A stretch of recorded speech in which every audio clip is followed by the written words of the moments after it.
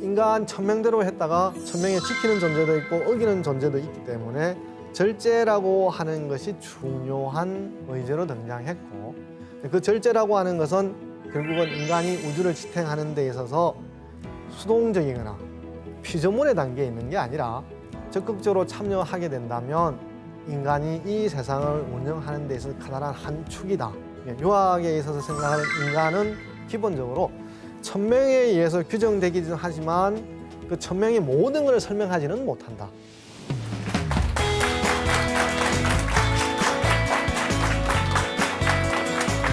네, 반갑습니다. 성균관대학교 유학대학의 교수로 재직 중인 신정근입니다.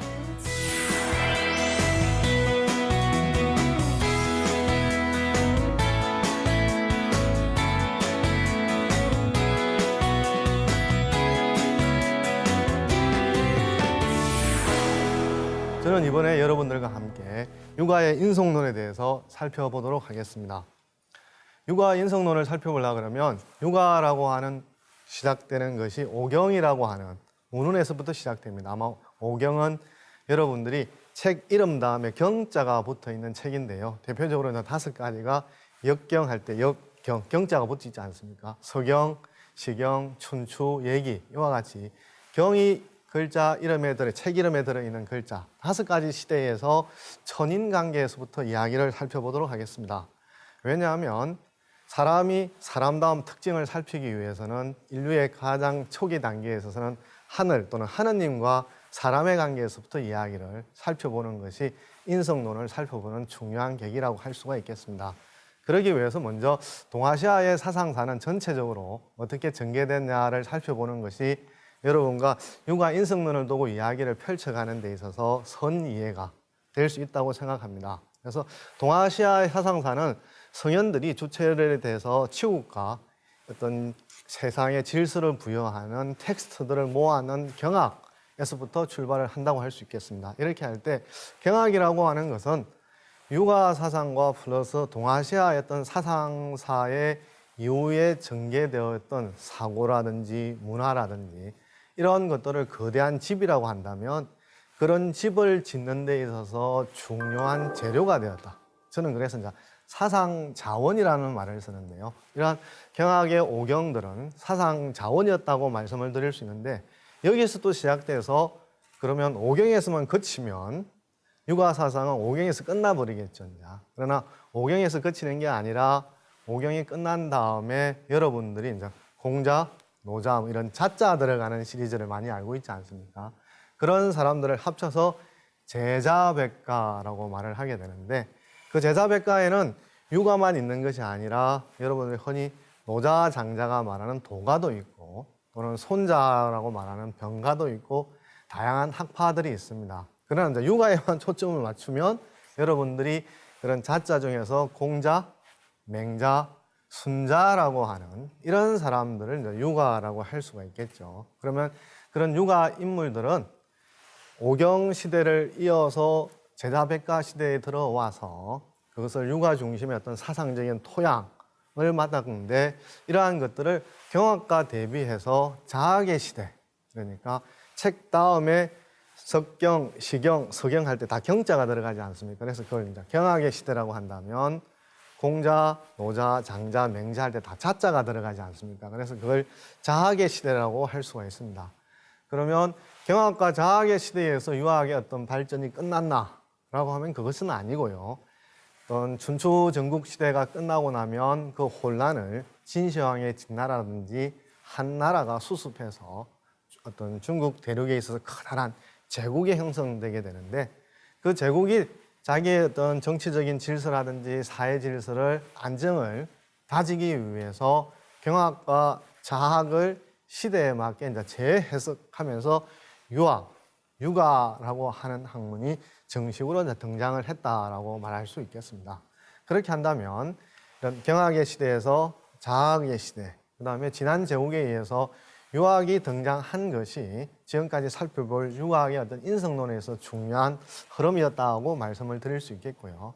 그러면 인성이라고 하는 것은 결국은 사람의 특징, 그것이 문화적이거나 어떤 정치적이나 사상적인 특징일 텐데요. 지금 와서 여러분들은 되게 이제 자기를 규정하는 것이 어떤 부모라든지 사회적으로 규정되는 측면도 있습니다만 그것과 구별되어진 독립된 어떤 개성의 측면도 강조하지 않습니까? 그러나 인류 문화의 초기에는 인간의 개별적인 특성을 나타내는 것이 아니라 종으로서 인간의 특징이 뭔가에 대해서 관심이 많은데 그때 대비되어지는 것이 주로 천.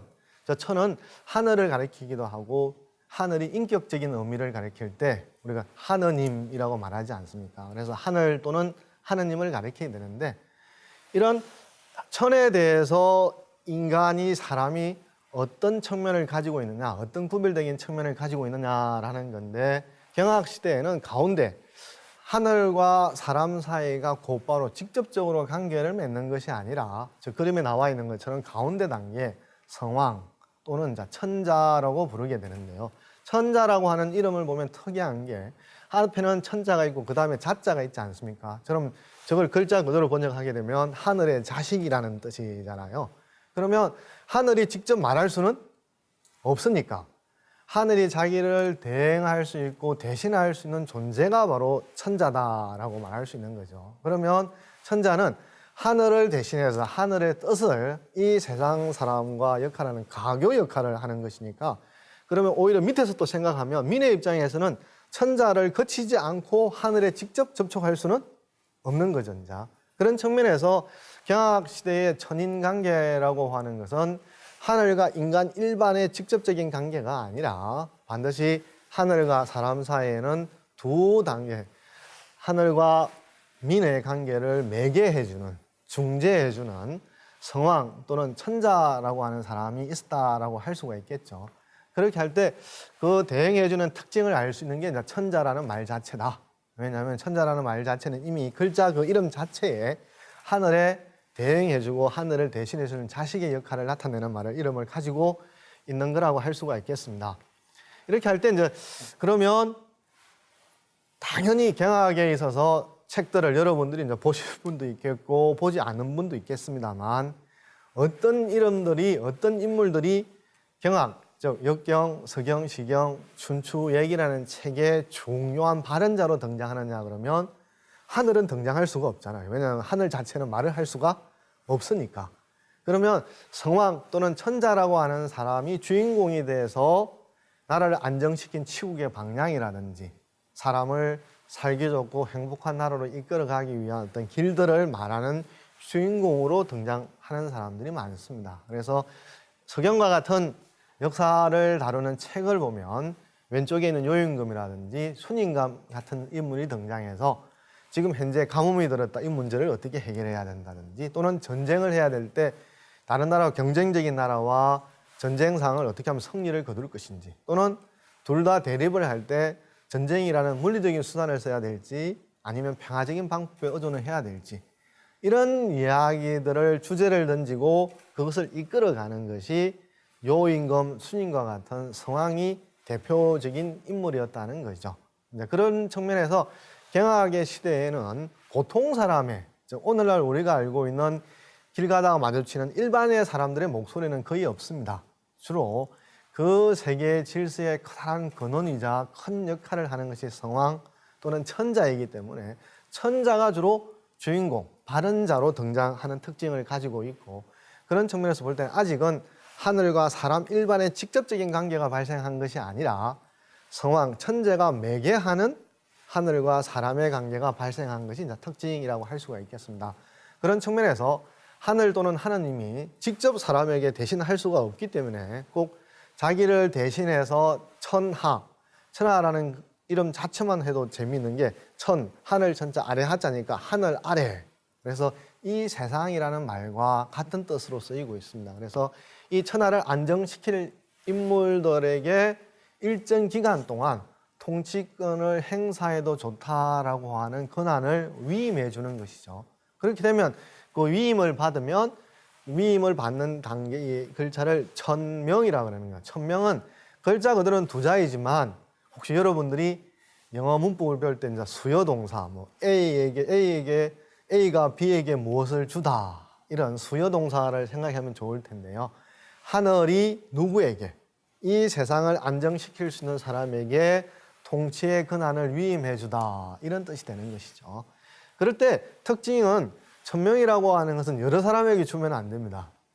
왜냐하면 이 세상에 여러 사람에게 통치권을 줘버리면 결국 주거나 말거나 마찬가지 상황이고 또 서로 천명을 받았다고 주장을 하게 되면 경쟁과 갈등이 끝이 나지 않는 거죠. 그래서 천명은 꼭 한 사람에게만 줘야 되는 것이고 그래서 백성은 천명을 받은 수명자를 통해서 하늘과 관계를 맺게 되는 것이죠. 이런 측면에서 정리를 한다면 경학시대의 천인관계의 초점은 보편적인 인간의 어떤 성정, 특징, 인성이 드러난다기보다는 성현이 하늘과 대신하는 관계, 즉 천과 성현, 성현과 민이 명을 통해서 관계를 맺는 방식으로 인성이 드러난다라고 할 수가 있겠습니다. 이렇게 본다면 사람에게는 주어진 게 뭐겠습니까? 수명이라고 한다는 것은 명을 받은 거잖아요. 그러면 명을 받았으면 일종의 내가 일정 기간 동안 통치를 해도 좋다고 위임받은 것이고 계약한 것이고 약속을 한 것이잖아요. 그럼 여러분도 약속하면 되게 인간이 두 부류가 나타납니다. 어떤 게 있냐 그러면 약속을 지키는 사람이 있고 약속을 어기는 사람이 있겠죠. 그러면 약속을 지키는 사람이라고 한다면 최초로 명을 받은 것에 대해서 충실하게 이행을 하는 것이라고 한다면 약속을 어기는 사람은 최초로 그것을 잘하리라고 기대를 받아서 한 건데 그 기대에 부응을 하지 못하는 것이죠. 그러면 오경시대에서 천인관계의 핵심은 결국은 하늘이 이 사람에게 통치권을 위임하면 이 세상의 안정과 질서를 가져오리라고 생각해서 위임한 거잖아요. 그러면 그걸 가지고 약속을 지켜서 이 세상 사람들에게 평화를 가져다 주는 성황이 있는 반면에 실질적으로 그렇게 주어진 명에 대해서 긍정적이거나 실현하는 것이 아니라 반대되는 행동을 할 수 있다는 거죠. 여러분도 개인적으로 그렇잖아요. 아침에 내일 약속이 있는데 맞추고 가려면 새벽 5시 일어나야 돼요. 그러면 자기가 자기 전에 알람을 맞추기도 하고 자기 강제를 하잖아요. 내일 아침에 일찍 일어나야 돼. 내가 약속을 지키기 위해서. 그래도 결국은 두 부류가 나타나잖아요. 5시 일어나서 약속을 지키는 사람도 있지만 5시 일어나서 알람을 꺼버리고 더 자가지고 결국 약속을 늦게 가거나 아예 약속을 어기는 사람이 있지 않습니까? 그러면 처음에 약속을 한다라고 하는 것은 지킨다라고 하는 걸 전제를 하지만 그러나 약속을 이행하는 단계, 약속을 실천하는 단계에 들어서게 되면 약속을 어기는 사람도 있고 지키는 사람이 있다는 거죠. 그러면 여러분들이 생각을 해보세요. 누구는 약속을 지키고 누구는 약속을 어기는데 그럼 그 사람에 대해서 동등하게 대우를 해준다면 여러분들이 괜찮은가? 아니면 그게 정의로운가? 이런 의문이 들 수가 있지 않습니까? 이제. 그래서 처음에는 이 천명론의 핵심은 이 세상을 안정시킬 사람을 하늘 또는 하느님이 대신해서 통치권을 성왕과 천자에게 위임한 것인데 그까지가 천명론인데 근데 천명론이 전개가 되다 보니까 천명을 받은 사람, 즉 수명자의 양상이 나뉘기 시작한다는 거예요. 그러면 수명을 받아서 처음에 약속을 100% 또는 90% 이상 실현하는 사람도 있겠고 그러지 못한 사람에 대해서 그러면 천은 어떻게 해야 될까라고 하는 것이 천명론이 안고 있는 문제라는 거죠. 그럼 만약에 한번 천명을 줬으니까 다시 되돌이킬 수 없고 천명을 한번 준 것으로서 완료되거나 종료된다고 한다면 만약에 천명을 받은 사람이 충실하게 이행을 하면 상관이 없습니다만 천명을 이해하지 않으면 결국 세상을 안정시키려고 천자 자리에 오른 사람이 결국 어떤 사람을 합니까? 문제를 일으키는 사람이 되지 않습니까? 영어로 이제 트러블 메이커라고 그러지 않습니까? 그러면 그 사람의 하나의 결정이 자기와 자기 인민들에 대해서 복을 주는 것이 아니라 고통을 주는 사람이잖아요. 그러면 사람들이 그 사람이 스스로 물러나거나 자연적으로 수명을 다할 때까지 기다려야 되느냐?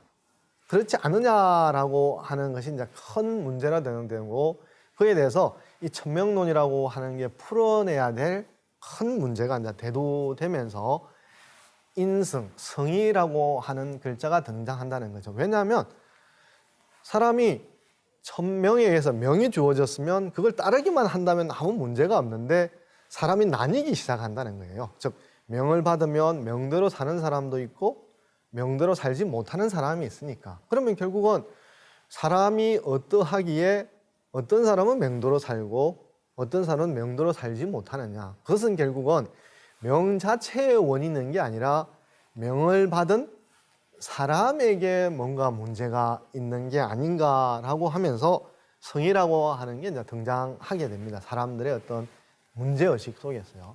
이렇게 할 때 이 천명이라고 하는 것에 대해서 이중적인 특징이 들어간다는 것은 결국은 뭐냐면 사람에게 있어서 약속을 하면 지키는 사람도 있고 어기는 사람과 있는 건 마찬가지로 사람이 이 명에 대해서 절제하면서 품위를 지키기도 품위를 유지하기도 합니다만 반대로 명을 자기 스스로 독점한 것을 독점을 하거나 그거를 갖다 특권으로 이용을 해서 부패와 타락을 일삼는다면 그렇게 된다면 왕이라는 존재는 사회 공동체의 문제를 해결하는 존재가 아니라 말썽꾸러기가 되는 거죠. 그죠? 여러분도 아마 친구들과 이렇게 어울려 지내다 보면 말썽꾸러기가 있으면 한 동네, 한 지역에, 한 그룹에 말썽꾸러기가 한 명씩 꼭 있다 이런 말을 하게 되는데 그러면 그 사람으로 인해서 겪지 않아도 될 일을 한두 차례 겪으면 그냥 해퍼닝이거나 살다가 느낄 수 있는 그냥 에피소드 정도로 느낄 수가 있는데요.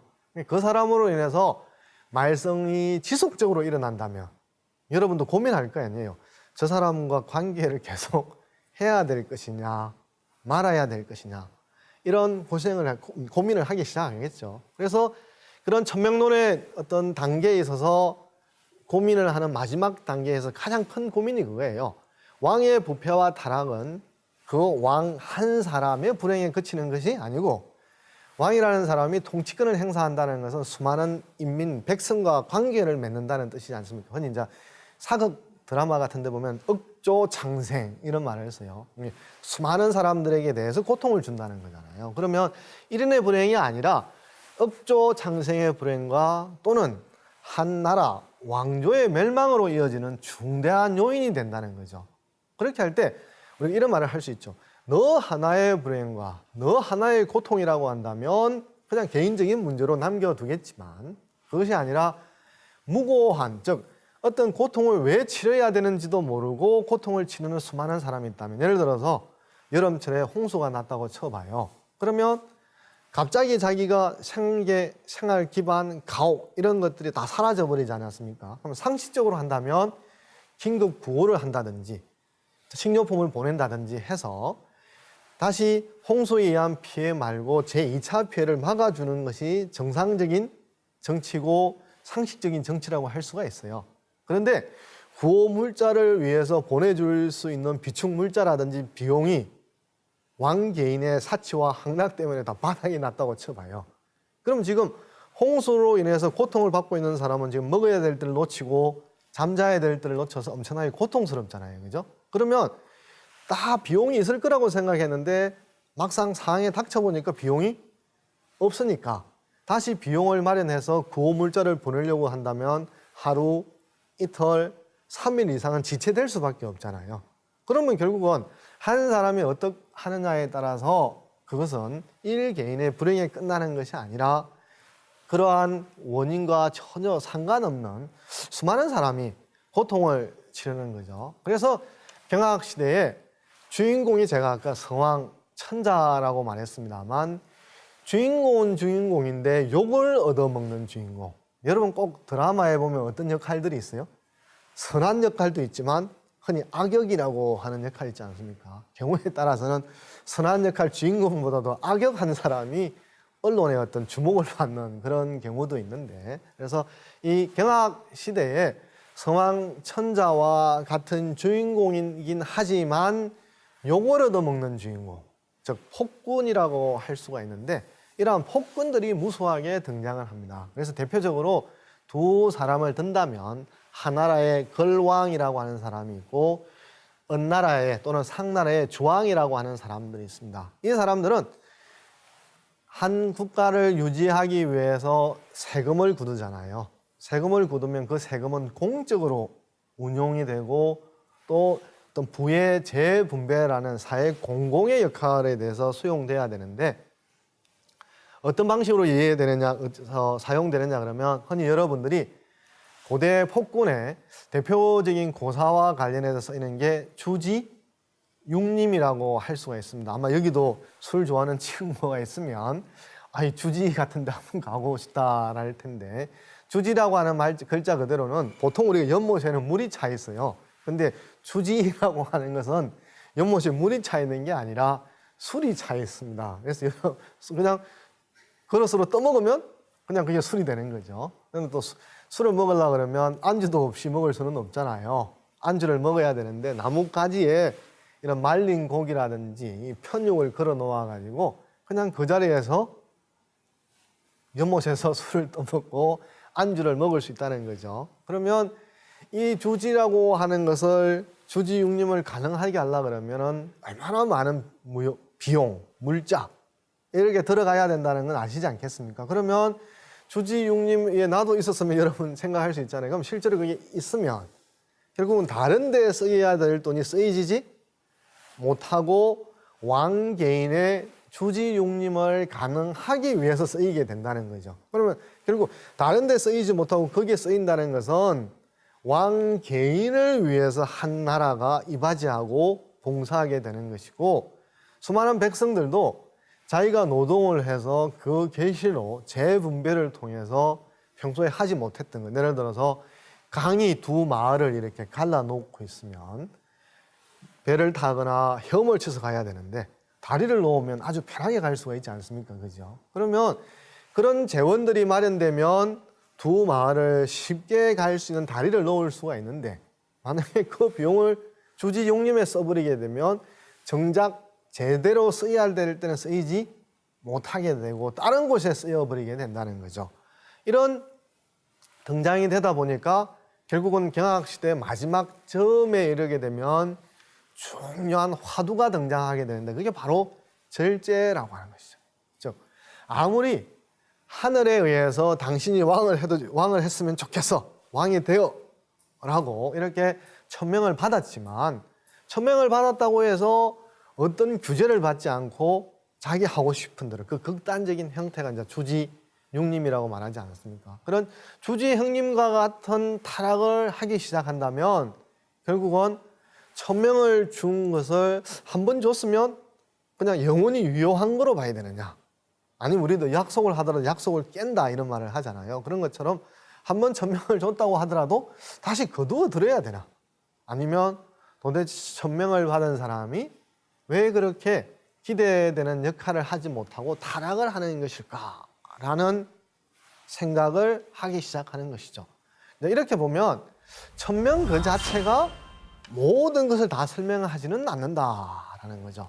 뭐냐면 천명은 특정한 사람에게 이 지상을 안정적으로 질서 있게 유지할 수 있는 사람을 선택한 것은 천명이 가능하지만 그러나 천명을 받은 뒤에 어떻게 실질적으로 치국을 해갈 것인가라는 그 내용까지 담보한 것은 아니라는 거죠. 즉 할 거라고 생각했지만 제대로 실제로 하느냐라는 거하고 별개의 문제일 수 있는 거죠. 아마 이런 것은 여러분이나 저나 생활에서 많이 겪는 겁니다. 연말 연초에 되면 미루놨던 또는 하지 못했던 평소에 하고 싶었던 여러 약속들을 하잖아요.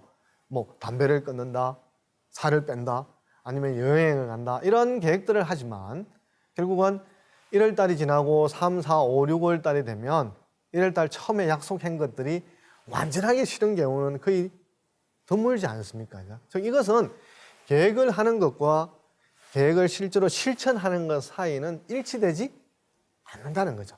그때 우리가 이제 찾아내는 게 의지라고 하는 힘을 찾는 건데 이 오경시대, 경학시대에 찾아낸 것은 그러면 사람이 매번 천명이 계속 개입을 해서 너 어디로 가고 있느냐? 지금 뭐 하고 있느냐? 약속을 너 지켜야 되는데 지금 아직도 안 일어났느냐? 이런 식으로 시시각각으로 천명이 개입하면 어떨까 생각할 수 있는데 이건 말처럼 쉽지 않습니다. 예를 들어서 여러분 부모님들이 여러분 보고 하는 소리를 여러분은 세자로 말하잖아요. 잔소리라고 그러죠. 예, 잔소리 중에서 듣기는 싫지만 가만히 듣고 보면 나쁜 말은 없어요. 그런데 여러분들이 하기로 한 것을 하지 않으니까 부모님이 그걸 보고 계시다가 계속 모른 채 할 수 없어서 개입하는 것이 잔소리라는 방식으로 개입하잖아요. 근데 여러분 잔소리에 대해서 어떻게 대응합니까? 또 저 잔소리 이러지. 내 잔소리 들었으니까 그대로 해야지. 아마 이런 사람은 0.1%는 있겠죠, 그죠? 천명도 마찬가지라는 거예요. 천명이 너한테 이걸 해라라고 위임하고 난 뒤에 가만히 있다보면 천명대로 안 해요. 그러면 시시각각으로 쫓아다니면서 천명에 계속 개입했어요, 그죠? 아침에 일찍 일어나라, 약속을 지켜라, 제사를 해라, 정치를 베풀어라, 선정을 해라, 홍수가 났는지 살펴봐라. 이런 식으로 끊임없이 잔소리와 같은 방식으로 대응할 수가 없는 거죠. 그럼 결국은 뭐죠? 사람에게 맡기는 길을 찾는 거죠. 사람이 처음에 천명을 받고 난 뒤에 내가 지금 천명에 어울리는 방식으로 하고 있는 것인지, 아니면 천명에 반점 어울리는 방식으로 하는 건지, 아니면 천명과 전혀 반대 방향으로 가고 있는 것인지를 하늘에 개입하는 게 아니라 사람이 스스로 만약에 판단할 수 있다면, 그렇지 않습니까? 그죠? 그러면 천이 개입하지 않더라도 사람이 자기 스스로 첫 단계로 돌아갈 수 있는, 우리가 이제 하는 걸 반성한다 이런 말을 하잖아요. 우리가 하기로 했다가 하기로 한 걸 하지 못하면 여러분이 어느 시점에 곧바로 느끼지는 못해요. 하기로 한 것을 하지 못하다가 일정 시간이 지나고 나면은 점점 내가 계획에서 어긋나거나 멀리 늦게 떨어져 있다고 생각하면 자각을 해요. 우리가 몸이 아픈 것처럼 내가 왜 하기로 한 것을 왜 하지 못하지라고 그 과정을 쭉 되돌이켜 보면서 그 원인이 이제 자기에 있다라고 생각을 하게 되는 거잖아요. 그래서 이제 반성을 해서 처음으로 되돌아가게 되는 건데, 결국은 이것은 역설적으로 천과 인간의 관계에서 새로운 사후효가, 새로운 가능성이 싹을 튼다는 거죠. 왜냐하면 여러분들이 저 어린 시절에 초등학교 들어가기 전에 부모님 말하는 것을 의도적으로 거역하거나 부모님이 말하는 것을 난 안 해, 이렇게 말하기가 쉽지 않잖아요. 그때 언제쯤 우리가 반항하느냐 그러면은 부모님 말을 고지고대로 안 하느냐면은 사춘기가 되면 부모님 말을 그대로 받아들이지 않거나 또 거꾸로 하거나 이러지 않습니까? 그죠? 그러면 사람이 천명을 받았으면 그에 따라 성실한 방식으로 수행하는 것이 당연하다고 생각하면 사람이 천명을 어기거나 천명을 다른 방식으로 하리라고 꿈도 꾸지를 못하지 않습니까? 우리가 흔히 나는 그렇게 하리라고 꿈조차 꾸지 못했다라고 하는 건 상상도 못했다는 거잖아요. 그러면 결국은 천명에 대해서 또는 이 세상의 규칙에 대해서 어길 수 있게 나온다는 것은 사람이 천명대로 따르지 않을 수 있는 마음에 또 다른 힘이 있다는 거죠. 우리가 흔히 이제 이 경우 이렇게 생각하시면 됩니다. 약속을 어기는 경우에 만약에 그 사람은 약속 관념이 없거나 애초부터 지킬 생각이 없었다면 할 말이 없겠습니다만, 그게 아니라 약속을 했는데 또 하나의 약속을 했어요. 그럼 결국은 하나의 약속은 지키지 못하지 않습니까? 그러면 그 두 가지를 한 건 뭐예요? 이것도 자기가 하고 싶은 거고 저것도 하고 싶은 거니까 약속을 정하는 거잖아요. 그래서 뭐냐 하면은 천명과 전통을 이전에는 따르는 길 외에 다르게 생각하는 게 없었지만 이 천명의 마지막 단계에 들어서게 되면 사람들이 천명에 대해서 다르게 생각할 수 있는 사고, 즉 반항할 수 있는 힘을 나에게 어딘가 있느냐라는 생각들을 하게 되는데요. 그런 의미에서 보면 이 성이 등장하는 시기에 보면 사람은 명과 청의 두 힘의 작용이 인간에게 동시에 작용을 한다는 거죠. 즉 명대로 살아가느냐, 아니면 명과 성을 일치시키느냐, 아니면 성과 다른 방식으로 가느냐라는 다양한 조합이 생겨나게 되고, 저 두 개가 가까워진다면 일치가 되는 거지만 벌어진다고 한다면 등을 돌린 것처럼 서로 상반된 방향으로 나아갈 수 있는 가능성들을 함축한 단계, 되는 거죠.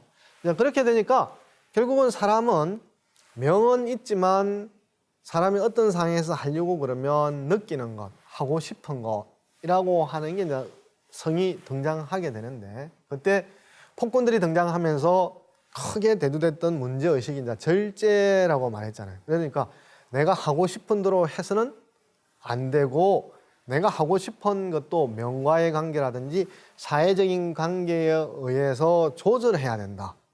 즉, 술을 마실 수는 있지만 어디까지 가면 안 된다는 거죠. 주지육림 단계까지는 가지 안 된다. 만약 여러분도 그렇잖아요.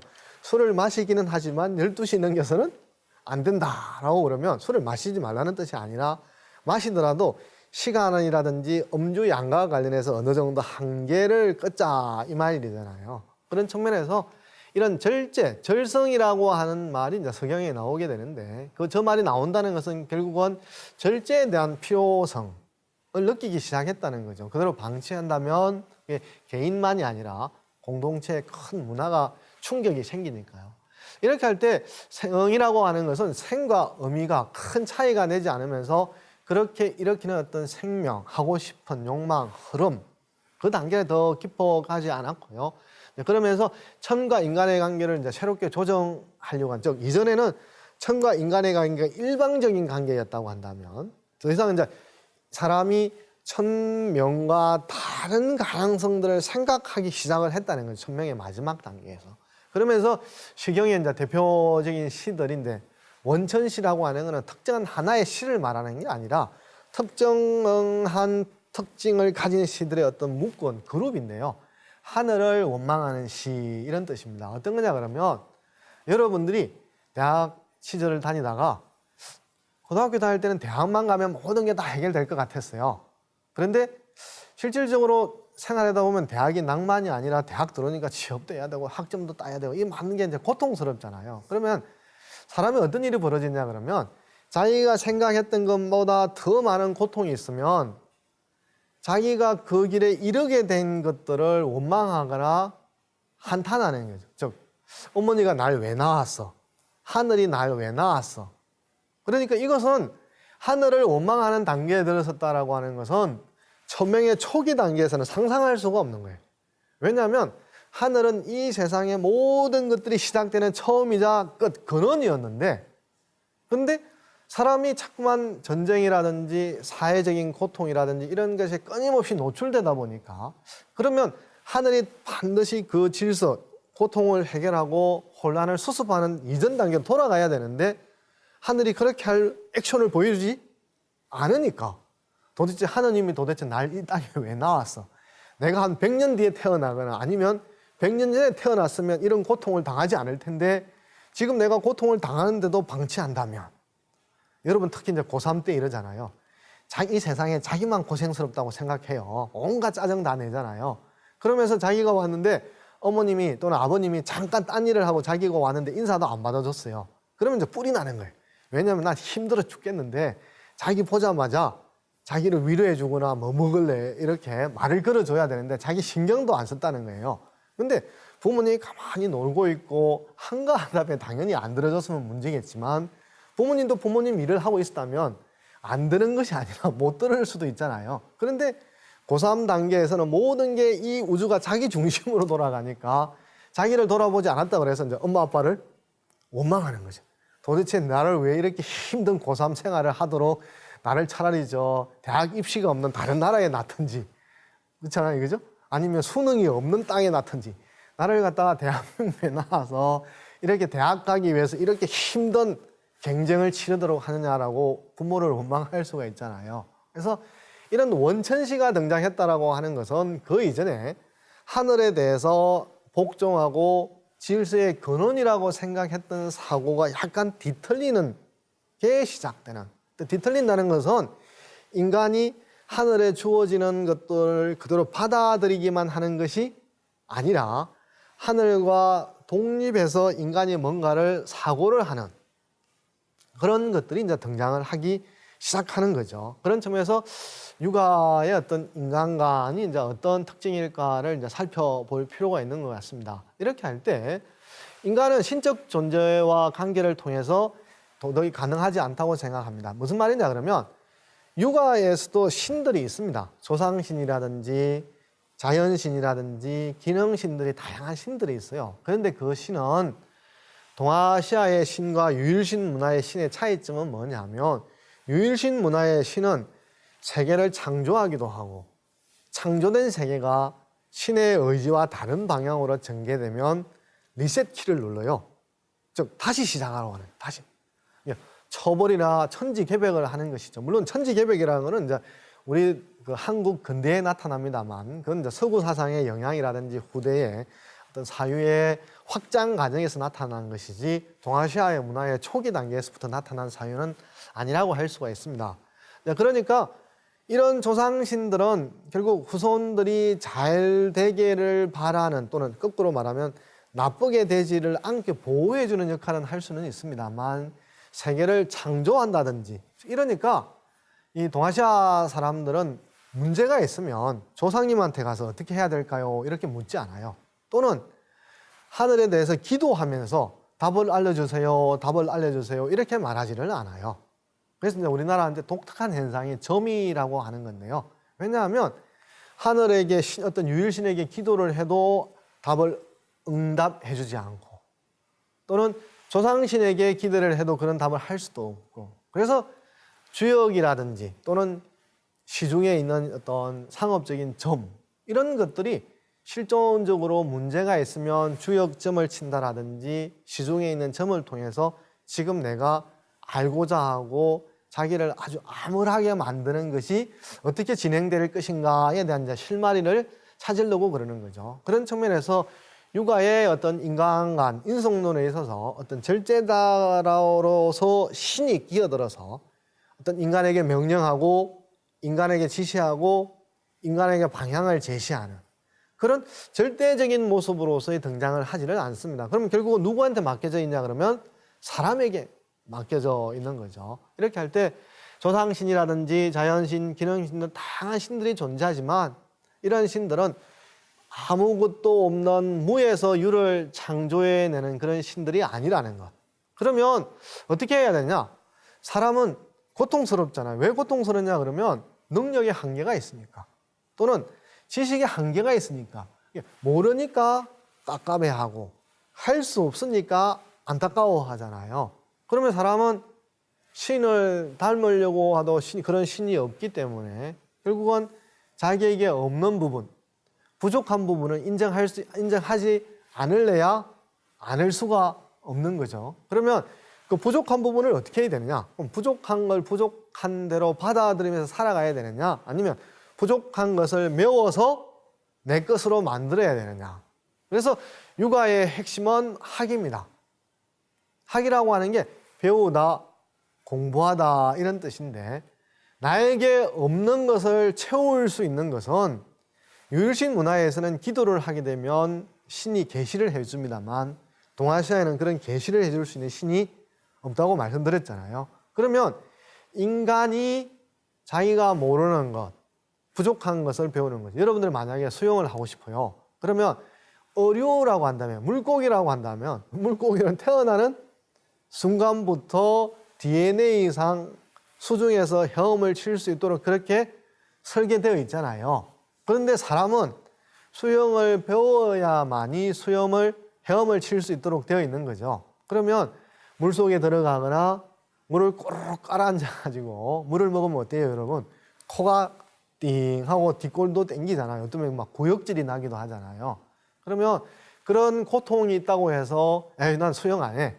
난 수영을 할 수 없는 사람인가 봐. 그러면 이제 수영을 배우지 못하는 거잖아요. 그런데 이제 그런 고통을 이겨내서 계속 수영을 하다 보면 우리가 땅 위에서 걸어가는 것처럼 물 위에서도 편하게 이제 생활을 하게 되면 헤엄을 치게 되잖아요. 그럼 뭐예요? 그런 수영할 수 있는 능력을 내 것으로 만든다는 것은 수영을 배움이라고 하는 과정을 통해서 내 것이 되는 거죠. 그렇게 할 때 육아의 인간 간의 큰 특징 중에 하나가 인간은 완전하지 않다. 인간은 부족하고 모자라는 게 있다라는 데서 출발하고 그러면 그 모자라고 부족한 것들을 있는 그대로 받아들이는 것이냐. 그게 아니라 후천적인 학습을 통해서 배움을 통해서 나에게 없는 것들을 나에게 가져올 수 있는 그런 것들이 있는 거죠. 그러나 인간이라고 하는 것은 영원히 두 가지 가능성들, 두 가지 길들 속에 놓여져 있습니다. 자신을 긍정적인 방향으로 이렇게 끌고 가서 키우고 확충하고 확대해서 발전의 방향으로 나아가려고 하는, 즉 긍정적인 모습으로 자기를 구성하려고 하는 여성분들 화장이 많습니다. 왜 화장을 해요? 자기가 더 예쁘게 보이거나 자기가 자기를 보이고 싶은 방향으로 하기 위해서 만들어가는 과정이잖아요. 그런데 또 마찬가지로 반대 방향으로 자기가 나은 방향으로 나아가는 것보다는 그냥 부정적인 방향으로 나아가도록 방치해버리는, 즉 두 가지 방향성 중에 사람은 놓여 있는 건데요. 그래서 저는 이제 사람이 차를 몰 때랑 비슷하다고 생각을 해요. 우리가 차를 안정적으로 효율적으로 목적지에 도착하려고 그러면 어떻게 해야 되는지 알지 않습니까? 차를 잘 통제를 해서 사고가 나지 않도록 몰아야 돼요. 속도를 높일 때는 높이고 속도를 줄일 때는 줄이고, 또는 끼어들면 좀 속도를 낮추었다가 오른쪽으로 가야 될 때 오른쪽으로 가고, 도로 상황과 목적지 가는 노정을 잘 살펴서 진행돼 가야 우리가 안전하게 목적지에 도달할 수가 있지 않습니까? 그런 측면에서 저는 인간에게 두 가지 측면, 즉 어떤 건설적이고 긍정적인 방향으로 가려고 하는 것과 방치하고 자칫하면 타락해질 수 있는 그런 길인데, 이런 지금 차에게 있어서 여러 가지 엔진이라든지 차체라든지 여러 가지 구성 요소가 있습니다만, 차를 몬다고 할 때 두 가지 중요한 기능이 있지 않습니까? 그죠? 엑셀이라고 하는, 즉 속도를 엑셀레이터, 즉 높이는 기능도 있고, 또는 위험이 닥쳐오면 우리가 브레이크를 밟아서 속도를 늦춰야 되지 않습니까? 그죠? 그 두 가지를 적절하게 운용을 해야 우리가 원하는 목적지에 도달하지 않습니까? 그죠? 그러면 우리가 만약에 지금 내가 뭔가를 하려고 하는데, 헤엄을 치려고 하는데, 공부를 배우려고 하는데, 자격증을 따려고 그러는데, 지금 당장 보면 취업을 하려고 그러는데, 취업하고자 하는 데는 외국의 어떤 능력을 요구를 해요. 그럼 내가 지금 당장 보니까 요구하는 그 외국의 능력에 해당되지를 않아요. 그러면 지금 당장 내가 외국어를 내 것으로 만들기 위해서 배움의 속도를 높여야 되는 거잖아요. 아이고 뭐 하다 보면 10년 되면 되겠지. 10년 되면 되겠지라고 하는 것이 아니라, 그렇지 않습니까? 그런 측면에서 속도를 높여야 하는 거고, 그렇게 할 때 속도를 잘 조율해 가는 것이 내가 안전하게 목적지를 도달할 수 있는 거잖아요. 그런 측면에서 긍정적인 방향과 부정적인 방향, 구성과 방치의 대립적인 두 측면이 사람에게 군자의 측면과 소인의 측면이 인간에게 두 가지 방향성들을 어떤 방향으로 나아갈지에 대한 어떤 지점이라고 할 수 있겠죠. 그래서 제대로 걸어간다면 목적지에 가겠지만, 우리가 제대로 통제를 하지 못한다면, 나를 적절하게 통제를 못한다면 도로 위에서 술을 먹고 쓰러지는 것처럼, 도로 위에서 차가 제대로 조향장치라든지 속도를 처리하지 못하면 사고가 나는 것처럼, 우리 삶에 있어서 사고가 나고, 또는 내가 어떤 목적지로 가야 된다고 생각하는 나와 다른 나의 모습, 우리가 다들 내가 학습을 해서 미래에 이런 나가 될 거야 라고 생각하는데 방치하거나 자기를 통제하지 않는다면 10년 뒤에 만나는 것은 내가 10년 뒤에 만나고자 했던 내가 아니라 만나고 싶지 않았던 나의 모습을 만나게 되지 않습니까? 이러한 것이 이제 육아의 어떤 특징이라고 할 수 있는데요. 다시 한 번 더 인간과 문화권의 관계를 다시 조율하는 측면에서 핵심적인 건 뭐냐 하면, 사람이 어떤 삶에 있어서 개인적 선택에 따라서 작용하는 측면도 있겠지만 어디 문화에 속하는 따라서 영향을 받는 측면들이 강하게 있는데요.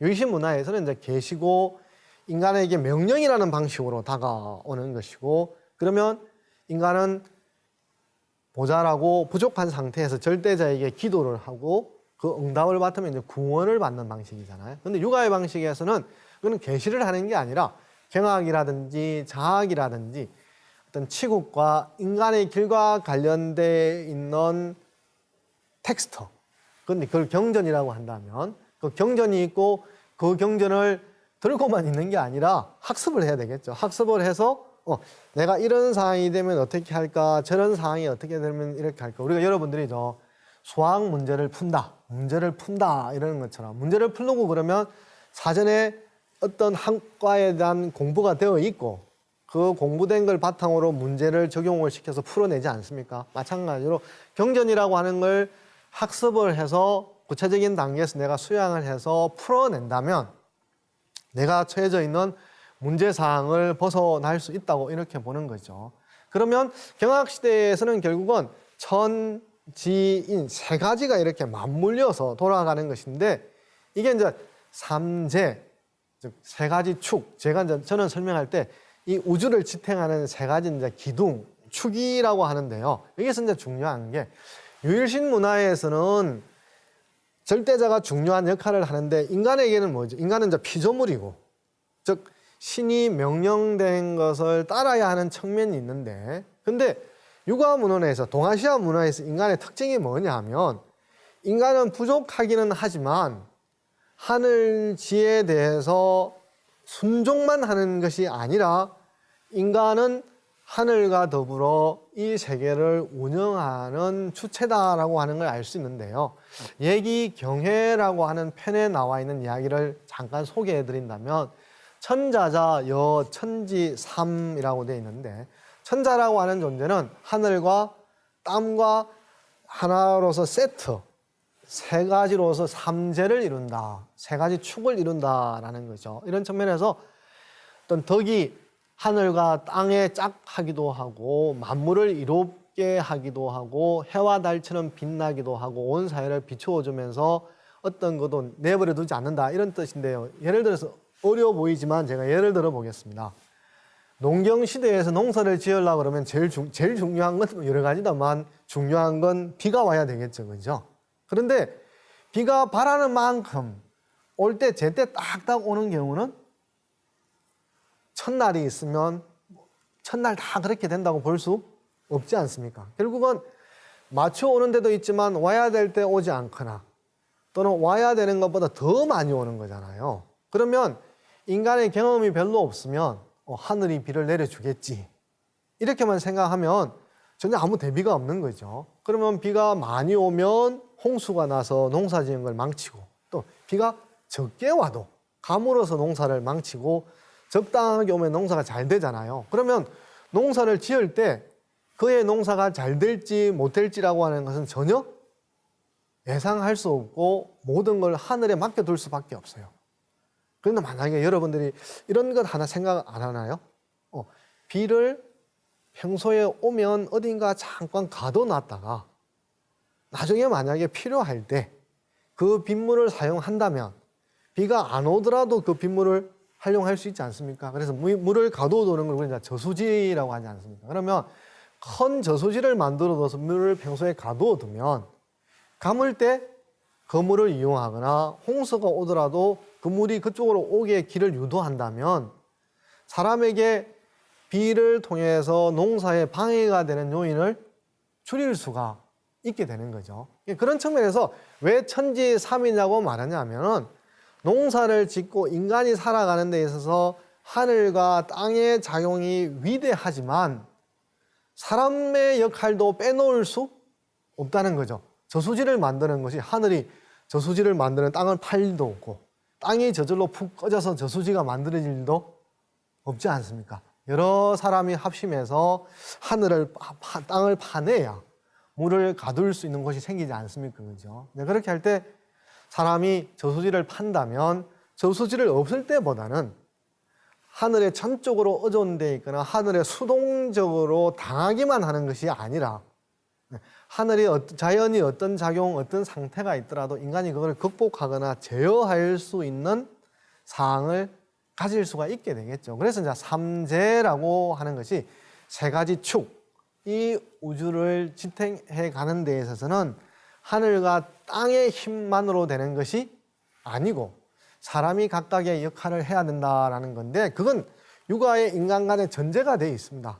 왜냐하면 신에게 기도만 하거나 신의 응답을 기다리기만 한다고 해서 결코 육아의 인간 간에서 문제가 해결된다고 하지 않지 않았습니까? 그죠? 인간은 부족하거나 모자라는 존재인데 학습을 통해서 모자라는 것을 메워야만이 더 나은 삶을 살아가도록 하는 일들이 가능해지지 않아요. 그죠? 그런 측면에서 이 인간이라고 하는 존재는 영원히 피조물처럼 수동적인 존재가 아니라 이 세상이 굴러가는 데 있어서 적극적으로 참여해야 된다는 주체자가 된다는 거죠. 이런 측면에서 육아의 인간에게는 인간에게 많은 짐들이 부여되어 있습니다. 그래서 압축한다면 너가 하기에 달렸다라는 말이 어떤 면에서 서운하게 들릴지는 모르지만 인간이 하늘에 대해서 수동적으로 기도하고 기다리는 존재가 아니라 이 천지와 더불어 어떤 일을 해야 될지 찾아내서 자기가 만들어낼 때 우리가 사는 이 땅이 더 행복하고 더 바람직하고 더 풍요로운 세상으로 바뀌어갈 수 있는 거죠. 그래서 고대의 경학 시대에 보면 구정이라고 하는 것이 있는데 구정이라고 하는 큰 솥단지인데요. 저 솥단지는 이 천하에 대한 지배권을 상징하는 기물인데 제가 구정 자체에 주목을 하는 게 아니라 구정이 서 있으려고 그러니까 밑에 쳐다보면 발이 있잖아요. 발이 몇 개나 되어 있어요?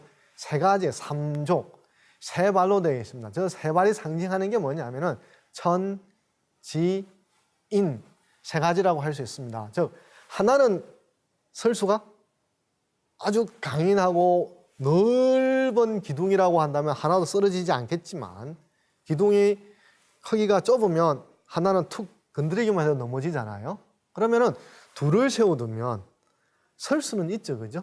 그렇지만 그 둘 각각의 기둥이 또 엄청나게 크지 않으면 옆으로 건드리면 넘어지잖아요. 근데 다리가 하나가 더 있으면 삼족이 되면 아마 여러분들이 웬만한 힘을 가진 장사가 아니면 즉 저 솥을 들어서 던질 수 있는 정도의 힘이 아니면 삼족은 쓰러지거나 넘어지지가 않습니다. 즉 그래서 찾아낸 게 뭐냐면 이 세 가지라고 하는 삼이라고 하는 게 우주를 지탱하는 최소의 수이기도 하고 최대의 수이기도 하고 그런 수 속에 사람이 포함되어 있다라고 말씀을 드릴 수가 있겠습니다. 간단하게 정리를 하면요. 즉 경학시대에서 전개되면서 장학시대로 넘어오면서 육아라고 하는 학문이 싹 트기 시작했는데 유학에 있어서 생각하는 인간은 기본적으로 천명에 의해서 규정되기는 하지만 그 천명이 모든 것을 설명하지는 못한다. 그럼 결국은 인간 천명대로 했다가 천명에 지키는 존재도 있고 어기는 존재도 있기 때문에 절제라고 하는 것이 중요한 의제로 등장했고 그 절제라고 하는 것은 결국은 인간이 우주를 지탱하는 데 있어서 수동적이거나 피조물의 단계에 있는 게 아니라 적극적으로 참여하게 된다면 인간이 이 세상을 운영하는 데 있어서 가난한 한 축이다. 그럼 결국은 이 세상은 하느님이 설계한 대로만 가면 모든 것이 된다는 것이 아니라 이 세상을 돌아가는 데는 천재의 작용만큼이나 인간이 어떤 식으로 참여하느냐, 인간이 어떤 노력을 기울이느냐에 따라서 이 세상의 어떤 풍요로움, 정의, 질서가 무럭무럭 자랄 수 있는 터전이 되고 이제 그렇지 않다면 혼란과 고통스러운 세상이 되는 것이고 그러한 것의 책임이 사람에게 있다라고 하는 것이 어떤 유학의 인간론, 유학의 인성론, 출발 단계라고 말씀드릴 수 있겠습니다. 그러면 이를 바탕으로 다음 시간에는 공자, 맹자라고 알려져 있는 육아 인물의 어떤 구체적인 인성론을 살펴보도록 하겠습니다. 감사합니다.